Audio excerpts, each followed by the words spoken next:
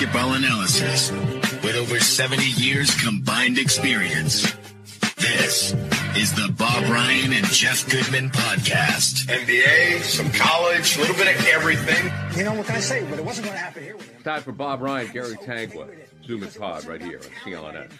We are brought to you by Prize Picks, the exclusive daily fantasy partner of CLNS Media. Pick more, pick less. It's that easy, always with Prize Picks. Okay, last night, at the time we're recording this is the day after the Celtics Game 2 loss. And I was pretty pissed off last night, as Bob and Jeff Goodman could tell on the text chain. Here's my concern with the Game 2 loss, as opposed to the others. Because as we know in the NBA, it's just, it's a different world than the 80s, okay, and even the 90s. Game 2 against Miami was a 10-point loss. It was like one of those games. I thought when I was watching the Celtics game last night, it was tied at halftime, or maybe 1 point different. And I thought to myself, okay, they could lose this game. Right? The Celtics could lose Game 2, but maybe it's going to be a 5-point loss, 3-point, whatever. I didn't think it would be a big, but I mean, they just got blown out in the second half. They lost by 24 at home to a team that is, I get it. They have a star player. I wasn't frustrated by the loss. I was frustrated by the way they lost. Of course, we were tied at the half. I never dreamed that they would. I thought we knew they could lose the game. And yeah, I said, okay, I thought they would win the game, but it was terrible. They shot 8 for 35 on threes, and having said that, you say, well, if we're having a bad shooting night, maybe we better double down on defense, and that never happened. Thank you. So that never happened. There's a fault line all the way from the top down on this one, I think, and it was a disturbing loss. So my answer is, okay, either you're willing to give them a mulligan or you're not, and I am. I appear to be in the minority among the circle of friends I have who care about this. And okay, fine, I'll be Mr. Pollyanna. I'll give them a mulligan. What they were doing, it's not that cut and dry, though, Bob. Here's this. I got to tell you what's going on in my mind. I don't think I was as you have pointed out from the get-go. The concerns with this team, front runners, final 2 minutes of a game, so forth and so on. Spot on. Yeah. I'm wondering about the toughness now, and I thought we were past that. And I know it's only one game, but you got the Knicks, who they should beat, and they will probably win this series against Cleveland. But now I'm thinking, just how tough is Tatum? I mean, he's trying to go to the basket. They're trying to play the non-3 game, and they can't do it. Like, they couldn't do it last night. And that's my frustration. If you get in the finals with Minnesota, you are ahead of the game on their star guy. Like, I'm not so sure if Denver's out, it's a foregone conclusion the Celtics win the title. Oh, I'm not either, because I have growing respect for Minnesota, if that's the case. No, and you're right. I took note. In fact, I may have tweeted to somebody. I took note. I know I did. Excuse me. The missing layups. They're getting to the hoop and not finishing. Right. That was disturbing. That was, you're right. There was a lot to dislike about that game. There's no question that there's no redeeming anything out of that game. No individual performance. Nobody. There's nothing redeeming out of that game. Okay, I totally grant you that. And in keeping with this discussion about the toughness and all, okay, what they were doing was historic and aberrational.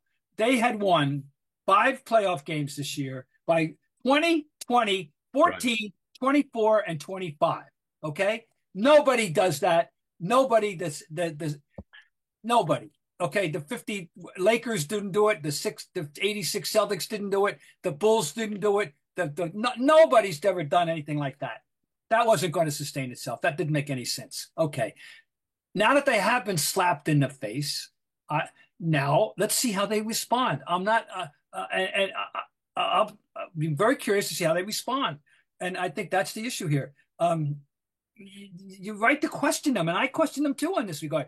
It has not been settled. This issue of their toughness, their inner fortitude, whatever you want to call it, has not been settled. I agree. And this is one step in the process of finding out who they are. So there's no redeeming thing out of that game. Right. But this is why, as a Celtic fan and no longer a media member, even though I'm on CLNS Media, this is why I get so upset.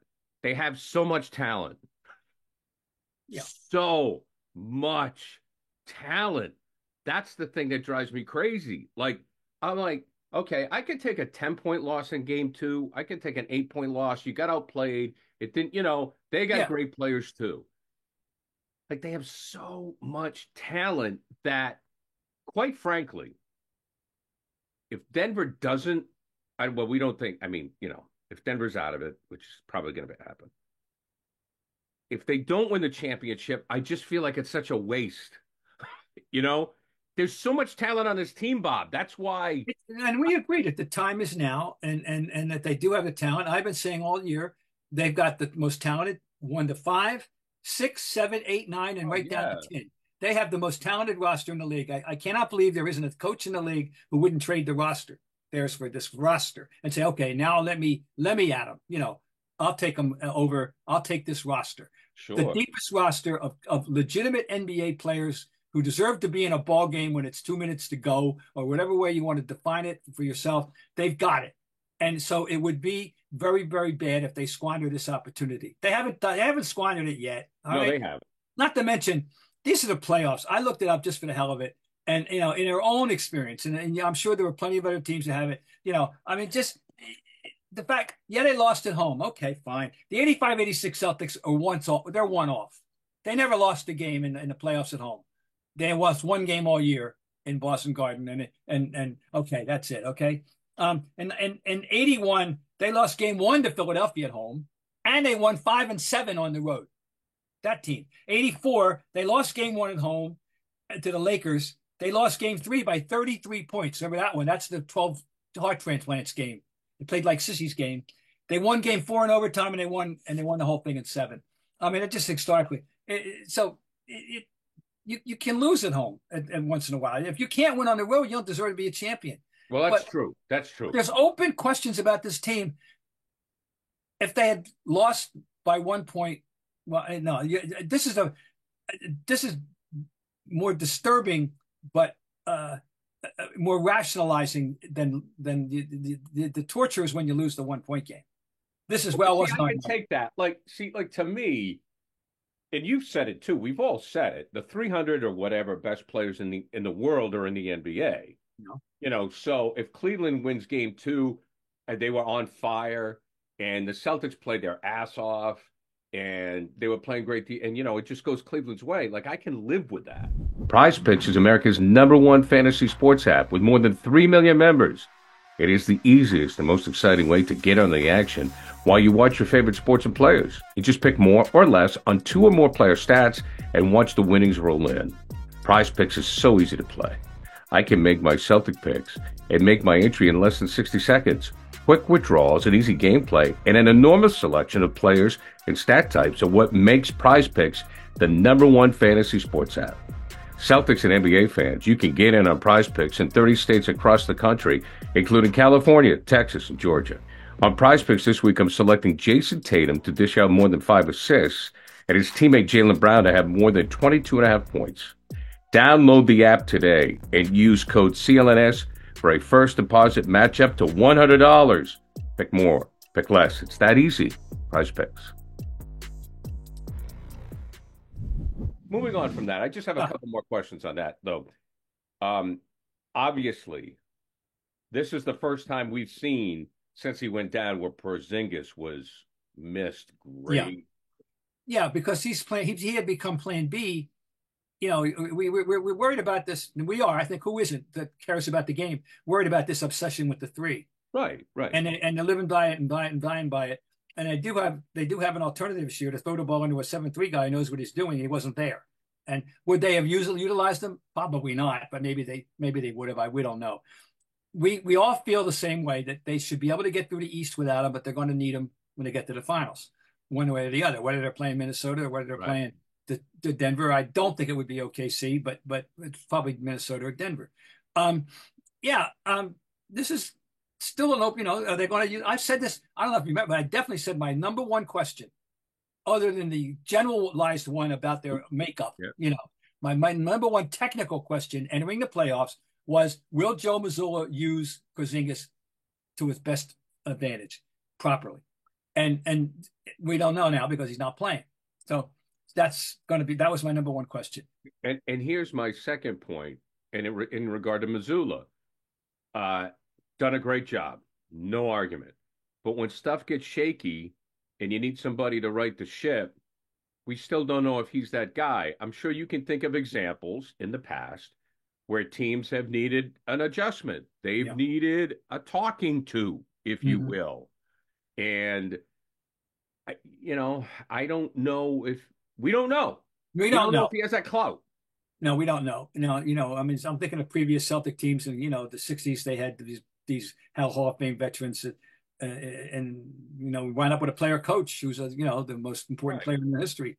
And then the next generation, you had Havlicek around, and Silas, who was the conscience of that team. He was the conscience of the 74, 76 championship teams. And then the next group, we got Bird, McHale, and Parrish, and veterans. And then the last championship, we had Mr. Alpha Dog Garnett. Not to mention Pierce had grown into greatness. No doubt. Pierce had grown into greatness. We had Ray Allen. We had three major adults in the room at that, with that team. You don't have to worry about anything there. But the point I'd also like to make, and a guy that to me he's underrated, is your friend Bill Fitch. Yeah. When the Celtics were young in '81 and '82, right. I mean, and he was a tough coach. He relished the drill sergeant role. He identified himself in that vein, and no question. And he wore on people, and eventually, and everybody tuned him out, but one person in 33. Everybody else tuned him out eventually. But yeah, he was there for that. And then of course they went completely opposite direction in personality. Right, the timing was right. They went hot cold. Anyway, Joe Mazzulla this is year 2. I know. Year 2 of a coaching, and with a guy whose previous head coaching experience was at Fairmont State. We know he's intelligent. We know he's intelligent. That's not. By the way, I applauded. He called an old-fashioned, complete routine. This is the moment. Timeout in the second quarter. I went, yes, this is exactly it. So I think the timeout thing has been rectified. But anyway, well. It certainly gave people a lot to talk about last night. There's no doubt. I was really, the loss didn't bother me. To wrap it up, the loss didn't bother me. The second half lackluster effort did. Yeah, you're right. And the fact that it was at home, which people are harping on, historically, you don't do what the 85, 86 Celtics do routinely. You got to win. And of course, then we have the famous 74 when there were 5 road victories out of 7 in that series. Oh, yeah, they won game 7. Those days, we're not looking to see that. So anyway, by the way, OKC lost at home last night while this was going on. Yeah. And to Doncic, who has been limping around, he's got 2 bad knees apparently, and he went out and bounced back and had his 29. So both the favorites, got beat at home. All right. Fine. That's the playoffs, folks. We don't like the way ours was. Theirs was more conventional. OKC's loss. This was an annoying loss, very much. Again, it was just the way it went down. Where I it was. Like, come on, you don't lose it to 24. No. And the fact that there was no resistance the way it should have. It was like no. At least because you never know. You never know. That's the thing. It's like. If you're okay, so it's not your night, the threes aren't falling. You've been around long enough. You keep it within 10. See, you keep it within 10 with 4 minutes to go. You never know. White hits a 3. Brown goes to the hoop and gets fouled. You just never. You might steal one. That's all. Okay, moving on. Yeah. Fellow University of Maine Black Bear. He was there for 2 years before he went to Virginia. That's why we like to claim Rick Carlisle. I like to say he and I went to the same school. For a little bit, he lost his head, and he was fined $35,000 for that. Did he? Are they fined? They fined him $35,000. Slap on the wrist, Rick. What? To me, utterly out of character for the person that I've known since 19. Well, maybe that's why the fine was so low. Completely out of character. He's a rational person. He's an intelligent guy. The idea that you would present to the world this with a straight face. That you have found 79, bad calls or non-calls going against you, it's just laughable. It's like, you got to be kidding. It's like a sick joke, and to present it publicly and with a straight face, and that's nonsense. And then they imply that that the small market teams don't get a break, when we just had a small market team from Texas win 5 championships. And when we have a reigning champion from a market that's not exactly overwhelming in the middle of Colorado. And come on, Rick, no, that's not. And talking about a team that's won once since has not won in 51 years. So the Knicks. So no, that was crazy. But the New York Post took care of him. Yeah. Long live the Post, man. Long live the Post. I like to fancy myself as a student of officials. I earlier in my career, I wrote about them a lot, and I've seen many officiating injustices in my life, and have written about many of them. And I not any point watching this series has it entered my mind that the Pacers were getting hosed. Right now, we talk about there's the macro and the micro. The micro, we scrutinize that famous illegal pick play, and okay, one play in the end, that's going to be scrutinized by definition, right? We know that's going to happen. That's okay, and you can come on either side of that. But the macro is the big story here. He's implying that there's a conspiracy, theory going on, and that's nonsense. It's utter nonsense. And I'm sorry. And yeah, in the heart of hearts with the networks, everybody like to see New York as opposed to Indiana. Yeah, we know that. But I do not believe that they are influencing the officials in any way, or that they feel influenced in any way. And I don't see it in this series. I'm sorry. And he's harping on this play that was a non-call because Hart pushed Halliburton in the back, and everybody knows his back is bad. Like, Rick, what? That's silly. It's just silly. I'm unbecoming is the only word, and I really like Rick and admire him in a lot of ways, and just don't understand what this lapse of judgment has taken place. I wonder if he still tapes his ankles before the game. I don't know. I love that. I love that. I was like, what? That was in Detroit. I think. Detroit was his first team, right? Then Dallas. Yeah. Yeah, and I remember. Detroit. Can't remember if we were there or whatever, but then. Somebody said, he tapes his ankles. He goes through taping his ankles before the game, and I went, "Wow, man, that is." I wonder if he still plays the piano. Remember, he was a self-taught, non-music reading piano player. I don't remember that. Oh yeah, he used to go into lounges. He could play the piano. He played by ear. Oh wow. So yeah, he's a fascinating guy. He is. Yeah. I mean, he had a okay. Anyway, that's that story. And meanwhile, in that series. If Jalen Brunson is not playing Game 3 as well, and Anunoby's out, the Knicks can only take so much. They have done remarkably well, with the attrition factor. Robinson's out. I mean, how they can't continue to take hits like this. Which brings us to Josh Hart. Yes, sir. Go ahead. Josh Hart, ladies and gentlemen, has not missed a minute in the first 2 games. You don't see this anymore. You don't see this. So just to put it in context, though, about the the gold mark is, this gold standard is. In 1969, ladies and gentlemen, in the NBA Finals, John Havlicek and Bill Russell each played 48 minutes in all 7 games. And Havlicek, 7 games. They played the entire playoffs series, period. John averaged 28 points, 11 rebounds, and 4 assists. Russell averaged 21 rebounds in the 7 games. And then that's Russell's final year. That was his final year. His final game, he had 6 points and 21 rebounds. Jerry West, meanwhile, I was looking him up. Of 336 total minutes, he only missed 29. So he wasn't exactly a slacker either. But this is what Josh Hart. That's the bar that Josh Hart has to surmount. There's John Havlicek and Bill Russell, each playing every minute of every game in the 1979 7-game finals. 69, excuse me. Okay, now, where were we? No, that's exactly where we were going. That's. I mean, you just love to see the minutes. Playoff time, there is nothing like it. I mean, the energy, the effort amps up a good 50 to 75% compared to the regular season. And that's why you want to go to Game Time. the authorized ticket marketplace of the NBA. Now, they make getting playoff tickets even faster and easier. And here's the deal with the Game Time app. The prices of those tickets go down the closer you get to tip-off. They've got killer last-minute deals, all-in prices, and you can also get the view from your seats with the lowest price guaranteed.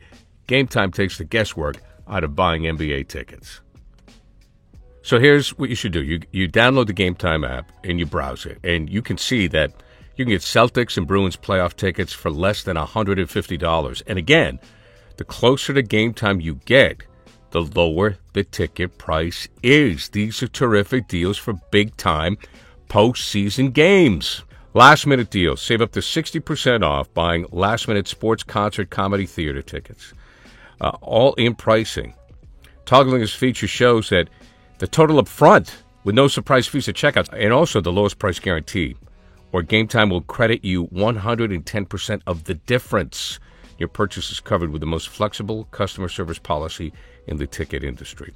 So, take the guesswork out of buying NBA tickets at Game Time. Download the Game Time app. Create an account. Use the code CLNS for $20 off your first purchase.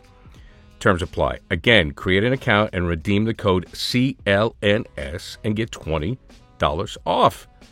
Download Game Time today. Last minute tickets, lowest prices, guaranteed. Before, I know you want to talk about the international MVP, but let's do a reset of the playoffs right now. Because we had certain thoughts coming in, right? Obviously, we thought Denver, Boston, which, I mean, Boston has the one loss. I get it. We know what's going on with Denver. How has your opinion changed about the playoffs? I'm going to give you a Ryan reset. The biggest takeaway that I've gotten from the playoffs, and I said this early on, and it's being enhanced almost daily, is first I said how good Minnesota and OKC are, how good they really are, and what kind of a threat they pose. And now I'm going to separate those two to say how big a threat Minnesota is. That you've got to take very seriously the position they have put Denver in and the reasons why. And the number one reason, of course, is that Anthony Edwards has taken a step forward into superstardom at age 22. In his fourth year, he has emerged as a transcendent player in our time. Yes, evoking memories of a certain number who I want to, No, as you brought up, Chicago. Right? Okay, and the two big men can play together in a very efficient way, and they're definitely a danger. Okay.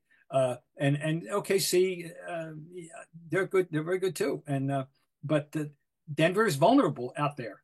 They're vulnerable, and Murray is not 100%, and that's important, extremely important. So that's that. That's my number one takeaway.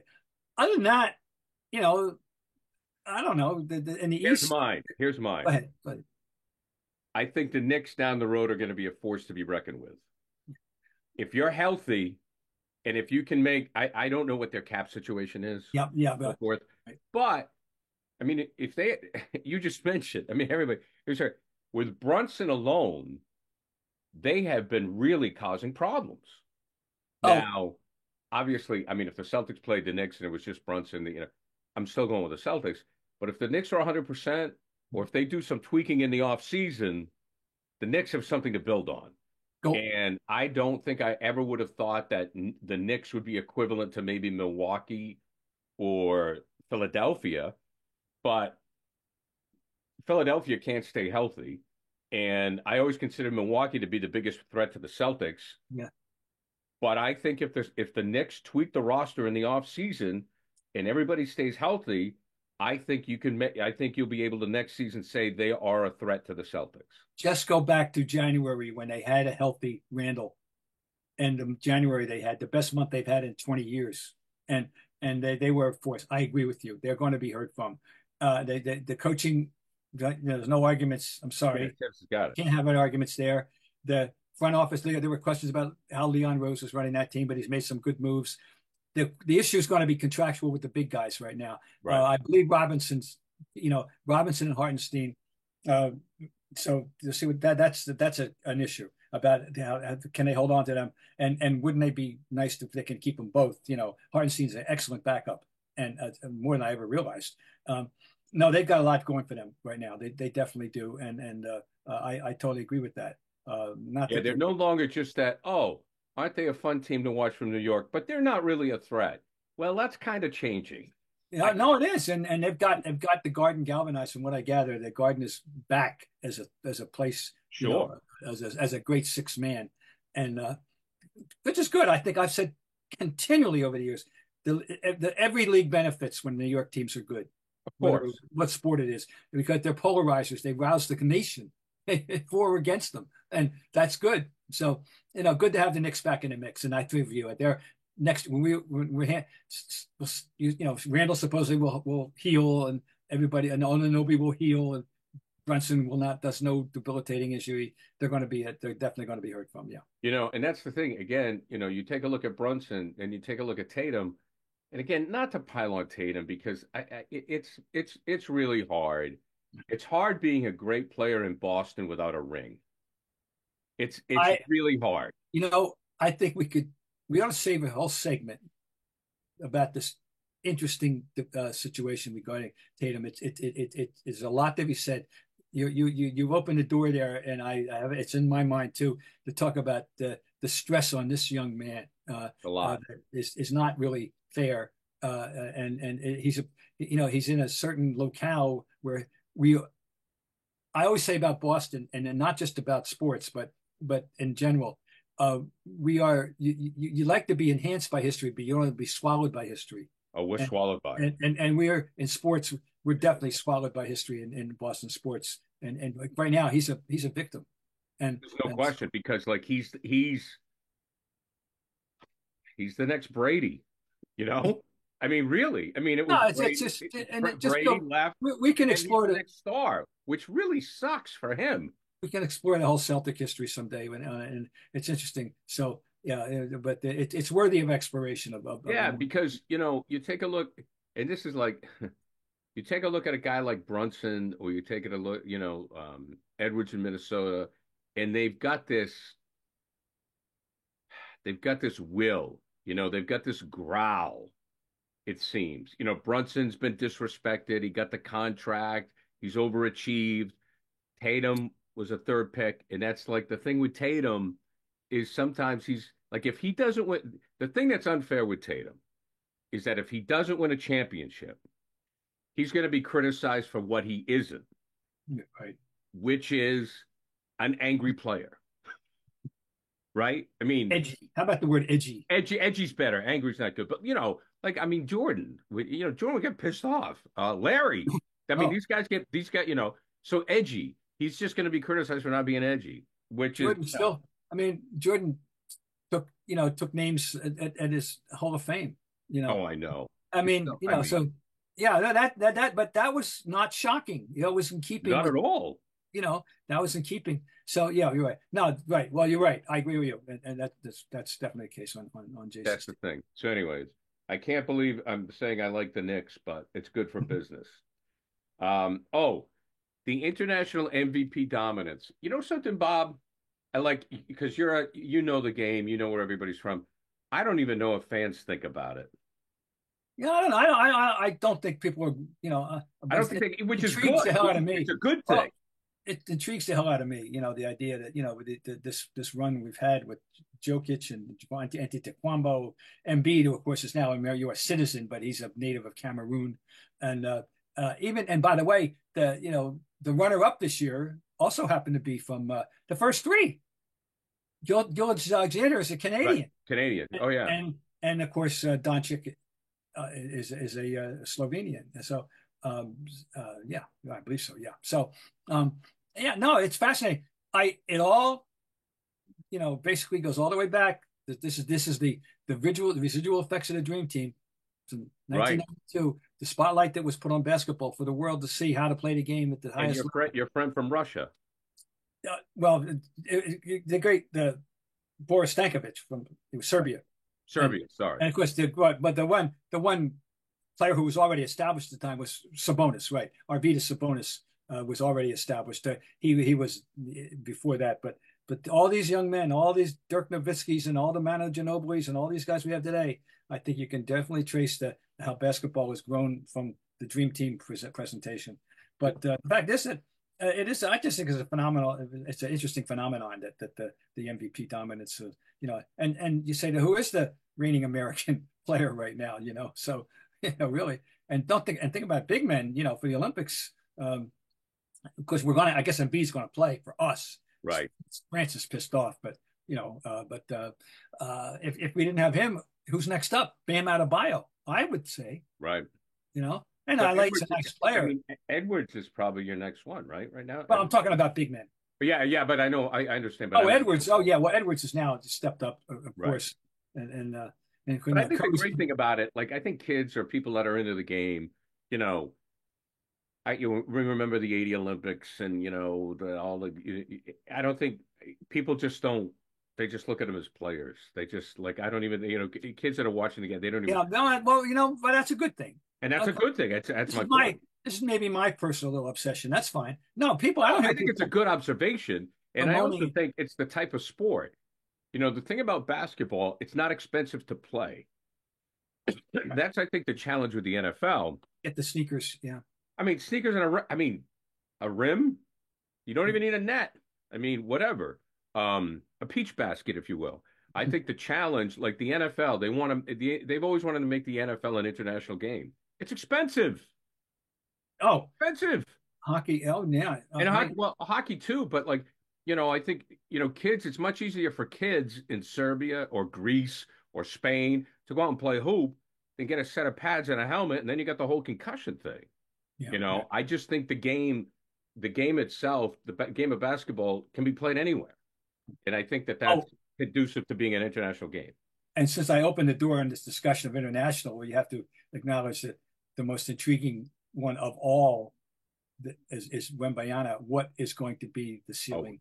Yeah, for Wembanyama, that's going to be. That's a really good point. I mean, and he's going to be an international rock star. Oh yeah, and he's been preparing for it for years, including making sure he learned English well. Right.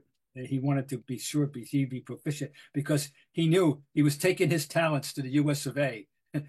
He wasn't going to be lingering in Europe, baby. No. He was taking his talents to the US of A, and he's a very intelligent young man who wanted to be able to present himself, in the way he wants to be presented, and that includes a mastery of English. He's going to be an international total. He'll be the name in basketball in the next 10 years if his legs hold out. If the body can, if the body allows him to, and that is an if. Okay, Robert, I'm off to Lawrenceville.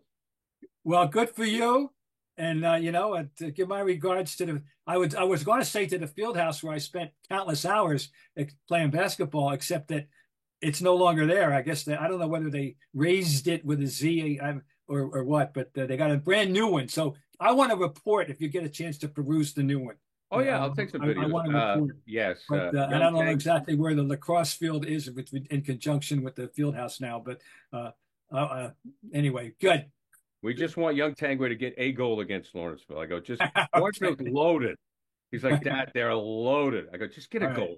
Just give me something to throw at Ryan. Just get like one goal, even if it's garbage time. Get a goal. Look! I want you to check out the Kennedy House. That was my house in Lawrenceville, the Kennedy House. Well, I figured they'd have a dorm named after you, Bob. No, that's for Huey Lewis. Yeah, 67. Get out the checkbook. Robert, talk to you again next week. Bye. Brian, Gary Tangway, brought to you by Prize Picks, the exclusive daily fantasy partner of CLNS Media. Pick more, picks less. It's that easy. Prize Picks.